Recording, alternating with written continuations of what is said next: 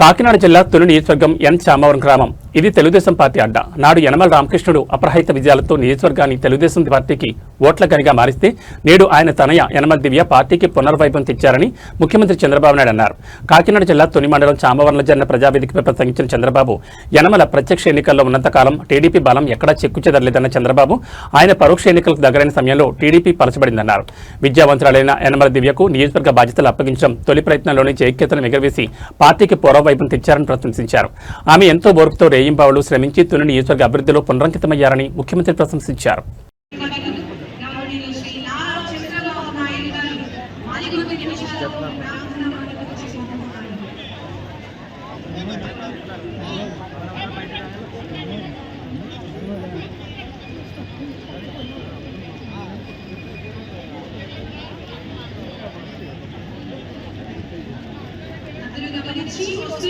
ప్రజలు గమనించాలండి.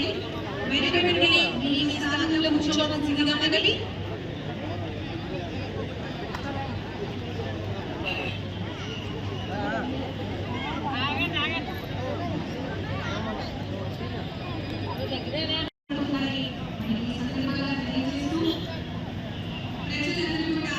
ప్రభుత్వం పనిచేస్తున్నాం. దయచేసి గమనించి అక్కడ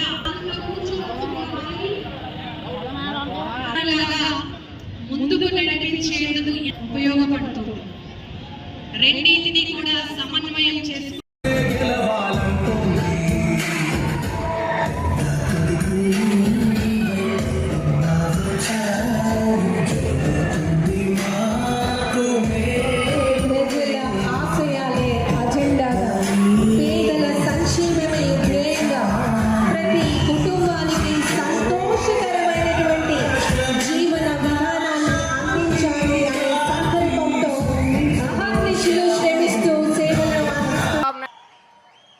మన తుని నియోజకవర్గానికి విచ్చేసిన నవ్యాంధ్ర నిర్మాత, పోలవరం నిర్మాణ రథసారథి, మన ప్రియతమ ముఖ్యమంత్రి వర్యులు శ్రీ నారా చంద్రబాబు నాయుడు గారికి నా పాదాభివందనాలు.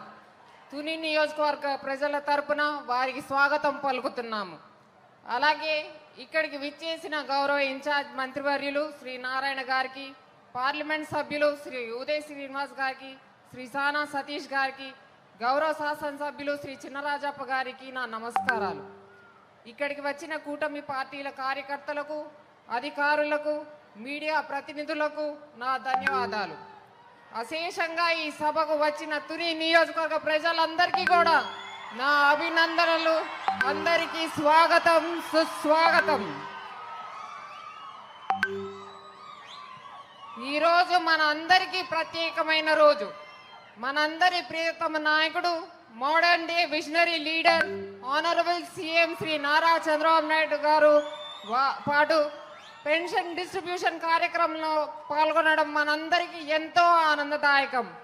ప్రతి నెల 1వ తారీఖున మనమందరం కలిసి పెన్షన్ ఇస్తున్నాం.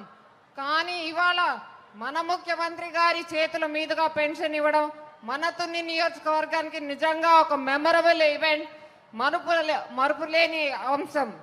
మరువలేని అంశం. సమాజంలో